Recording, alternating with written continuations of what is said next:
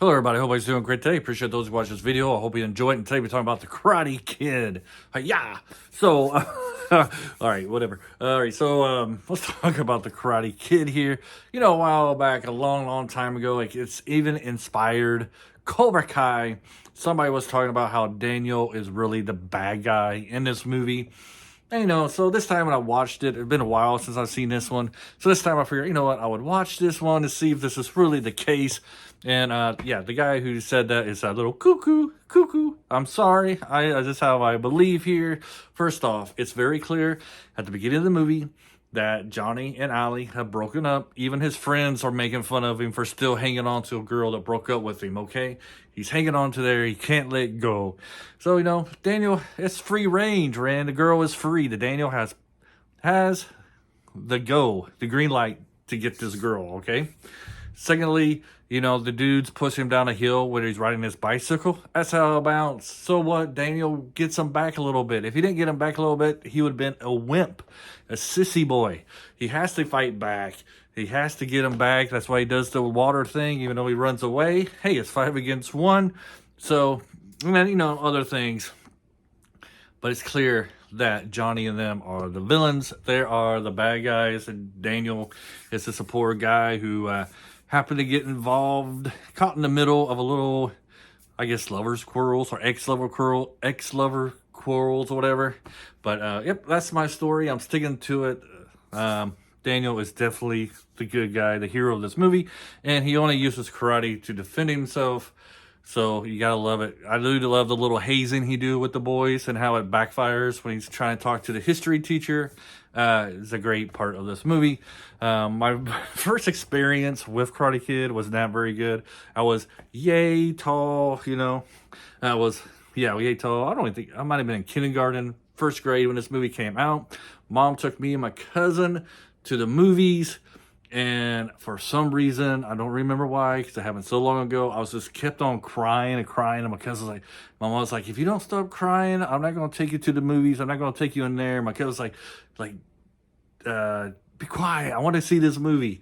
It was there. We got there really late too, because I remember walking to the theater and they were at the fence scene, when they're chasing him and they catch up to him and Mr. Miyagi comes. That's where we caught the movie at. So I don't know why we were so late. I was just a kid, but I do remember crying. And my poor cousin, we did not get to finish the movie. So we didn't get really see the movie in the theaters. I don't know what was on that day. I don't know why I was so emotional. But that's my first experience with the Karate Kid. It's a great movie though, right? I really do like this. Like the fighting choreography is really good, considering none of these kids or actors know karate, except for that one dude in a big karate tournament. He's probably the only one throughout in the whole cast that knows karate. But it's very well choreographed, or it looks like these guys actually know their stuff, knows their karate. Very believable, in my opinion. I'm no karate expert. I'm outside of that field.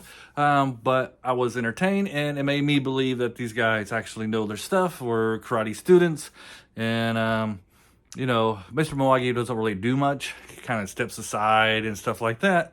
But other than that, I think the fighting choreography was great. The tournament really gets you fired up. I was pushing for that guy, the one guy who knows karate. I was like, oh man, that guy's awesome. Like he was like in the karate tournament, he was like the shining star. He's like the stole the tournament, right? He stole that last 10, 15 minutes of the movie. He was so good in it. Shame that he didn't become an action hero. No, I don't know what happened. Maybe he didn't have the connections. Maybe he didn't have the acting chops. But he definitely had the fighting skills to become something special. Maybe he just didn't want to be that thing. Who knows? But he really stole the scene. My favorite villain, though, of this is Bobby. I kind of feel sorry for Bobby. I think he's like a good kid. He was the one who was always like, when they do catch him, like in the scene behind me here, when they do catch him, he's the one that's saying he's had enough. He's the one that's trying to cut it out. Then, he's the one who doesn't want to do what his sensei tells him to do. But he's a good person, but he gives in to peer pressure a lot there. And I kind of like, you know, we all know maybe we are those people, and sometimes we give into peer pressure and do things we shouldn't do, like throw rocks at cars. I'm sorry, I didn't want to, but you know, I had 10 friends there around me. I was able to say no to cigarettes and stuff, though, right? But you know, throwing rocks at cars was just too tempting for me. Uh, um, yeah, okay. So this movie also touches upon American class system. Yes, America, we do have a class system. It is de facto, but there is some, and this one does hint on this. You know, the poor people aren't supposed to date the rich people, and this is another flaw that Daniel has. He's dating a rich girl. She doesn't see money. Obviously, her parents see money. You know, and they look down on him. Even in Cobra Kai, you know, once Daniel becomes rich, he kind of becomes the snobbish rich people. And, you know, let's face it, like, sometimes people are poor because they make bad decisions, and they're not very good parents, and the kids aren't very good because they don't get very good parenting, or they don't get the parenting that they need to be outstanding citizens. This is coming from somebody who's not rich, who's probably middle, lower class, but there is a class system. It does touch upon that and the difficulties of intermixing the social classes. Probably a lot like mixing races back in the 50s and 60s, maybe even up to the 80s. Not so much these days. I think it's more of the norm. You still get those racist people out there, but you don't mix class, right? That is the big no. I think that's still how it is today. So yes, it does touch upon the America's class system that we have. You get a little bit of honor and what you should do, how karate should be used. It's in this as well. You know, Miyagi is all about defense.